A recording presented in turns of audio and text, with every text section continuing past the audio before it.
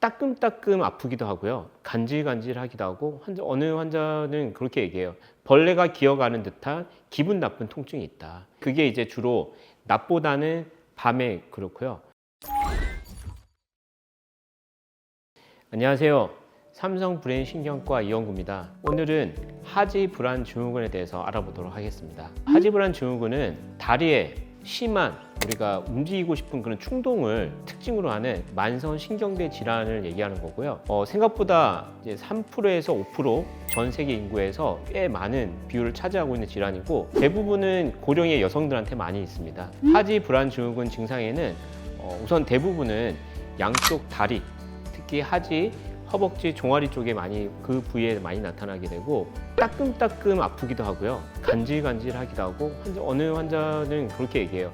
벌레가 기어가는 듯한 기분 나쁜 통증이 있다. 그게 이제 주로 낮보다는 밤에 그렇고요. 그 다음에 가만히 있는 것보다 자꾸 주물러 준다거나 움직이게 되면 좋아지게 됩니다. 하지 불안 증후군에서 보이는 특징적인 증상이라고 얘기할 수 있습니다. 하지 불안 증후군의 원인에는 크게 두 가지로 나눌 수가 있습니다. 첫 번째는 철분의 결핍이고요. 그 다음 두 번째는 도파민계 이상입니다. 철분 결핍은 한 예로 들면 임신을 한 경우와 철분 결핍성 빈혈이 있는 경우, 만성 신부전 이런 환자들한테 뇌에서 철분이 이제 저장돼 있는 철이 부족하게 돼서 이제 이것들이 영향을 미치게 되고요. 그리고 이로 인해서 도파민이 생성하는 데 문제가 생기기 때문에 도파민이 저하됩니다. 그래서 이 두 가지 원인을 가지고 있는 경우에 대부분은 이러한 하지 불안 증후군 증세가 잘 나타나게 되는 것입니다.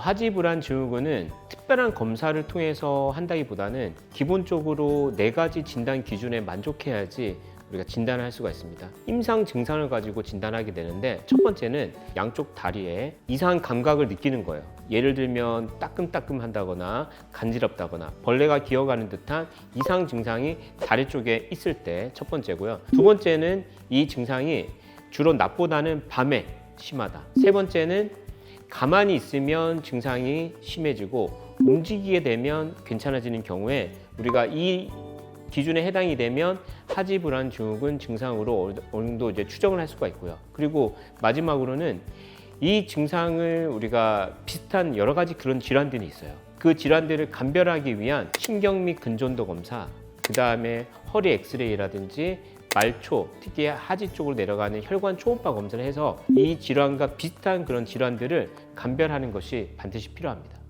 하지 불안 증후군 치료에는 비약물 치료와 약물 치료가 있습니다. 비약물 치료로는 우선은 하지 불안 증후군을 악화시킬 수 있는 여러 가지 요인들이 있어요.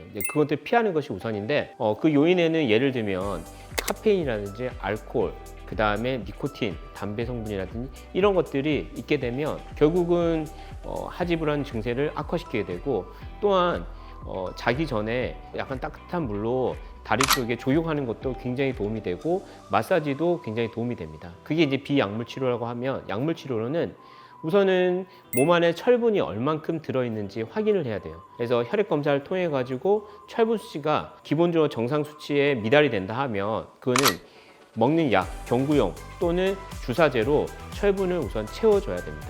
채워주고 나서 그리고 증상들이 남아있다 하면 도파민 효연제라는 약을 통해 가지고 그 증상들을 조금 더 완화시켜주는 그런 역할을 하게 되면 두 가지의 그런 요인들을 해결해 준다 하면 치료를 할 수가 있습니다.